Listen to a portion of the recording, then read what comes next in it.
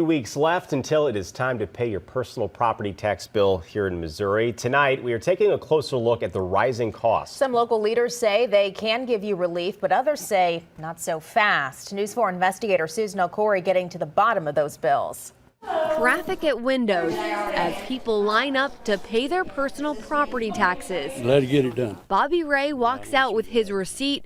No sticker shock. I'm happy it's the same. The tax on his truck stayed about the same as last year, but that's only because he has a Jefferson County zip code.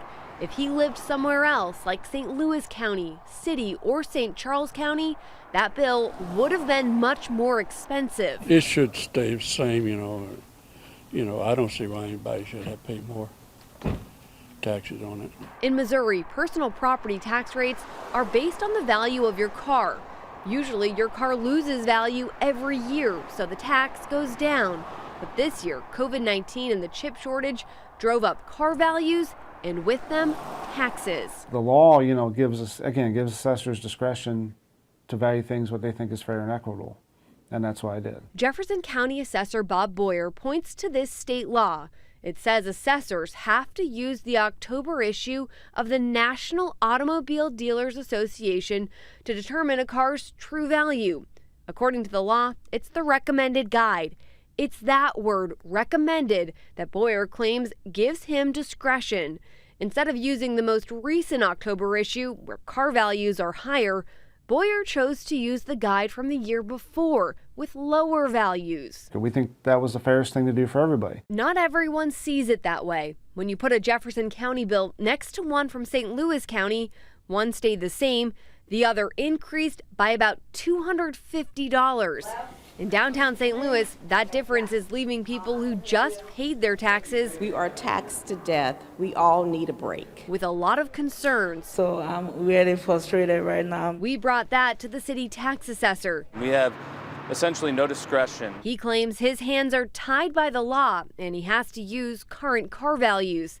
That's adding up to a big spike. Amounts to about $100 million in total value of all the personal property in the city of St. Louis. It's a similar story in St. Louis County. Nobody wants to get stuck with an unfair tax bill. And the way to make sure that happens is for me to do my job honestly and fairly. And that means following the law. Across the river in St. Charles County, I can't pick and choose. You got to do what's right. It's more of the same answer. It's easy to use a low value. Nobody's going to complain. It's not our job. Our job is to be fair and equitable. While the majority of assessors say they had no choice, there is a state law that's supposed to protect you and keep you from paying too much in taxes. It's called the Hancock Amendment.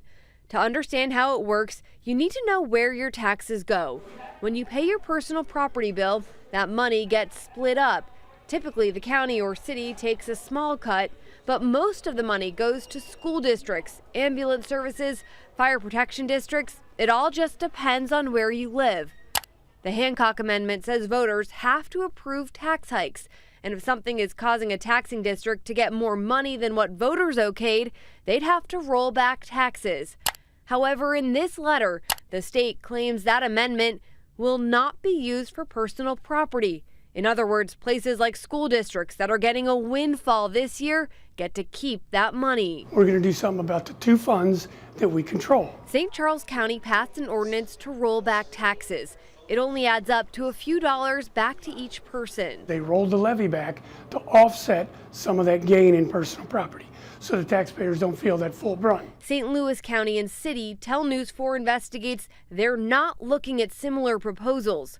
We also went to some of the region's bigger taxing districts. Everyone who answered, including St. Louis Public Schools, said they had no plans to roll back taxes. It's a real problem. It needs to be fixed pretty soon. There's another way your taxes could have been lower. Lawmakers in Jefferson City were looking at a bill to provide some relief, but that work fell short.